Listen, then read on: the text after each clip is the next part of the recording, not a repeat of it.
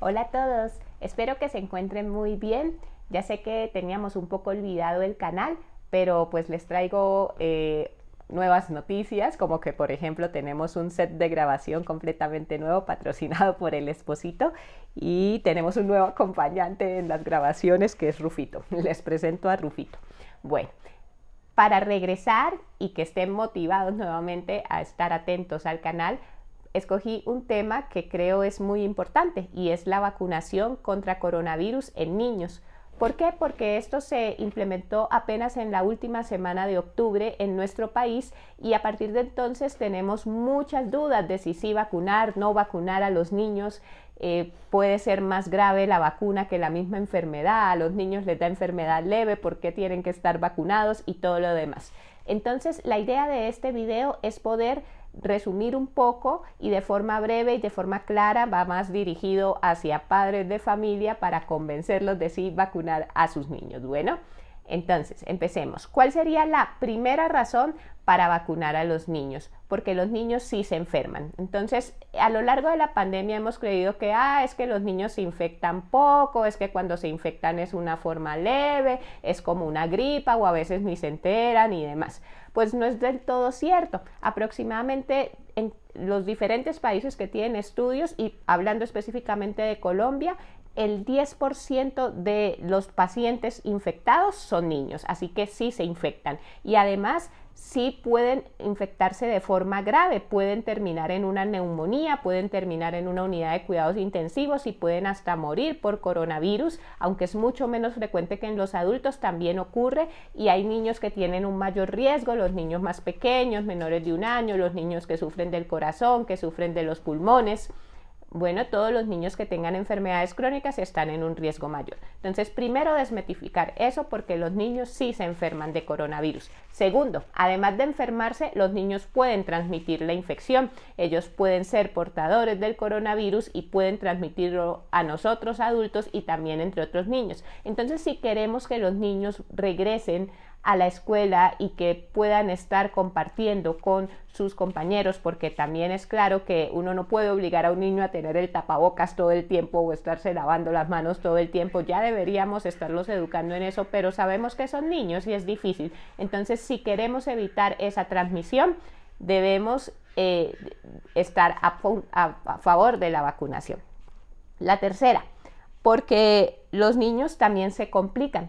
Y resulta que hemos pensado siempre que la infección, como lo dije anteriormente, es leve y ya, y no pasa nada. Pues no, resulta que hasta 1 de cada 3.200 niños pueden hacer algo que se llama el síndrome inflamatorio multisistémico pediátrico temporalmente asociado a coronavirus. Suena el título larguísimo, lo resumimos en una sigla que es SINTAC, pero básicamente lo que ocurre es que un niño tuvo coronavirus y está completamente bien en ese momento, puede presentar síntomas leves, fiebrecita, quizás mocos, quizás diarrea, bueno, y después de eso pasa la infección y 4 a 6 semanas después los niños hacen una inflamación de todos sus órganos, ¿sí? Los ojitos los podemos ver con ojos rojos, con boca roja, lengua como aframbuesada, los podemos ver con brote.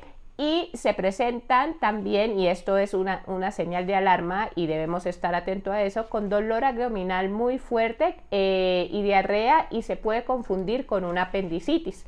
Este síndrome entonces es causa de que los niños estén en unidad de cuidados intensivos. De 10 niños a los que les dé esto, 7 terminarán en una unidad de cuidados intensivos y además se pueden morir por esto hasta un 1 a 2% de los niños. Entonces, si vemos esto, ya es razón suficiente para que queramos tenerlos protegidos, pero hay una segunda complicación y esa segunda complicación es el síndrome post-COVID. Resulta que después de que le da coronavirus, así como nos pasa a los adultos, pueden quedar síntomas que pueden durar hasta 6 meses y esos síntomas pueden ser cansancio, que no quieren comer, que no se pueden concentrar en el estudio, que no pueden dormir adecuadamente, depresión, ansiedad. Todo esto se puede ver en nuestros niños y está descrito hasta en un 8% de los niños que han tenido coronavirus. Entonces, claramente con estas dos razones ya tenemos de sobra para decir yo quiero que a mi niño no quiero que a mi niño le pase eso y quiero protegerlo contra coronavirus. Bueno, la cuarta, y es que nos han dicho que los efectos adversos de la vacuna son gravísimos, que por eso es, para qué si a los niños no se infectan tanto, que ya demostramos que no es así y no les pasa nada grave, los va a someter uno a la vacuna, que puede ser más el riesgo de vacunar que el beneficio. Pues resulta que no es tan así. Los niños están acostumbrados a ser vacunados desde que nacen hasta los 5 años de edad y luego a reforzarse en la adolescencia, así que los niños tienen un sistema inmune muy bondadoso y en comparación con nosotros los adultos, los diferentes estudios han mostrado que los efectos adversos por la vacuna son mínimos. Realmente lo que puede pasar es que les duela donde se las aplican, que se ponga rojo, que se ponga caliente y ya. Puede haber otras cosas como fiebre, como dolor de cuerpo, pero que tenga un efecto adverso severo, un efecto que contraindica la vacuna, una reacción anafiláctica, una alergia muy grave a la vacuna, realmente se ha visto en menos del 1% de los niños vacunados. Es decir, la vacuna es segura. Hay otro mito u otro tema que debemos tocar acá en cuanto a estos efectos adversos y es la miocarditis después de la vacunación. Resulta que sí se puede presentar, está descrito principalmente con las vacunas de RNA mensajero, la vacuna Pfizer, la vacuna Moderna. De quien tenemos más datos es de la vacuna Pfizer y resulta que en los niños entre los 12, niños y jóvenes entre los 12 y los 29 años, se ha visto un aumento de casos de miocarditis, pero realmente la incidencia más alta es de 40 pacientes en 1 millón de dosis de vacuna aplicadas. Como ven, no es tan alta, obviamente que es un efecto adverso grave y entonces ¿qué tenemos que hacer? Estar pendientes ¿de qué? De los signos de alarmas. Si a los niños les duele el pecho, si están con dificultad para respirar, si están con disnea o que no pueden caminar adecuadamente o hacer sus esfuerzos adecuadamente y eso ocurre en los primeros 7 días de la vacuna generalmente, entonces debemos consultar inmediatamente. Bueno, como vemos los casos son más bien pocos y además hay algo bueno y es que en menos de 3 meses el 80% de los niños ya se han recuperado de esa miocarditis o de esa inflamación del corazón. Y si comparamos con la miocarditis que puede dar por coronavirus, cuando es coronavirus solito, puede ser hasta el 2% de los casos, o sea, 2 de cada 100 comparados con 40 en 1 millón, ya se dan cuenta por números que es muchísimo menos. Y si ya tuvieran la complicación de las que les hablé al principio, el síndrome inflamatorio multisistémico, la posibilidad de que el corazoncito se inflame oscila más o menos en un 30%. Entonces, si ustedes ven, los números están a favor de vacunarnos, porque aunque existe este efecto adverso, es un efecto adverso muy raro que casi nunca ocurre y que debemos tener signos de alarma para reconocerlos. Además, los niños en los que fueron vacunados en estudio controlado, los niños entre 5 y 12 años no tuvieron ninguno, presentó miocarditis, ocurre en niños más grandecitos. Bueno, esa sería pues como otra de las razones. Otra de las razones pues es que debemos alcanzar inmunidad de rebaño, aproximadamente el 70 o más, 80% de la población mundial debe estar vacunada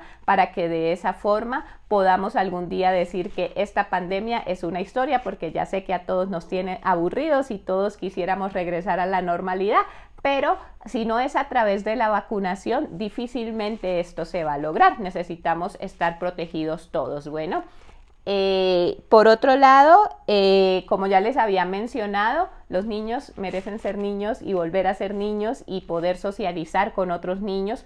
Deben volver a la asistencialidad en el colegio porque se ha visto que ahora han aumentado los casos de patologías psiquiátricas, como decía anteriormente, de ansiedad, de depresión. A nadie le gusta estar encerrado y entonces una forma de que nuestros niños puedan volver a ser niños claramente es a través de la vacunación.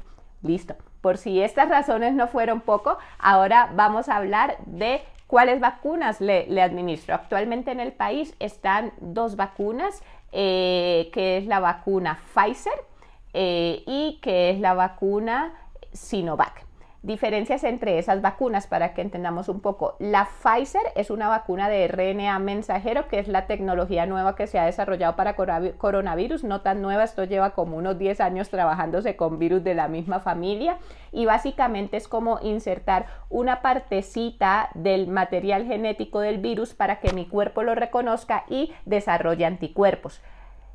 Y esa vacuna Pfizer ya tiene estudios para niños de 5 a 12 años y luego de 12 a 16 años en los que ha mostrado ser muy efectiva, por encima del 90-100%. Bueno, entonces es una vacuna buena y como dijimos, aunque sí hay efectos adversos, la mayoría son leves y son locales y no hay complicaciones asociadas a ella. La segunda vacuna que se está administrando es la vacuna Sinovac, que todos conocemos como la china.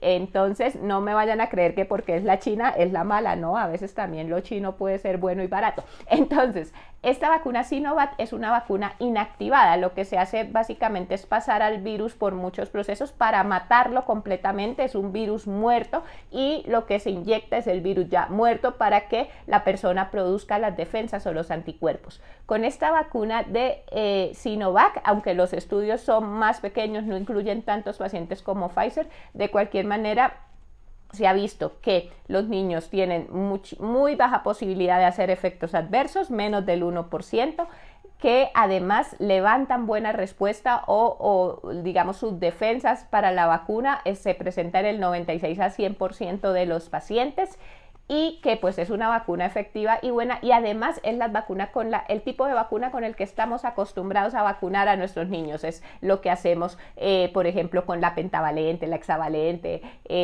todas esas vacunas son vacunas inactivadas, así que ya se tiene una experiencia mayor en ellas y pues en general a los niños, como les decía, les va muy bien porque su sistema inmune es lo máximo y porque están acostumbrados a esto. Espero pues que haya sido yo muy clara, que haya logrado transmitir el mensaje, que haya logrado convencer al menos a una de las personas que está viendo este video. Con que convenza a una yo me siento feliz, a una que estaba nerviosa o que no quería hacer vacunar a su hijo y ya lo decidió, pues ya con eso me siento feliz. No se olviden de seguirnos por nuestras diferentes redes, en Facebook en Infectología para Pediatras, en Instagram en infecto-pet, y acá en YouTube en InfectoPet. Y si tienen cualquier duda sobre vacunación en los niños, recuerden que también puedo asesorarlos en mi consultorio en Child Health, donde tenemos a un grupo de pediatra, neumopediatra, hematóloga, neurólogo pediatra para cualquier cosa que ustedes necesiten. Muchas gracias.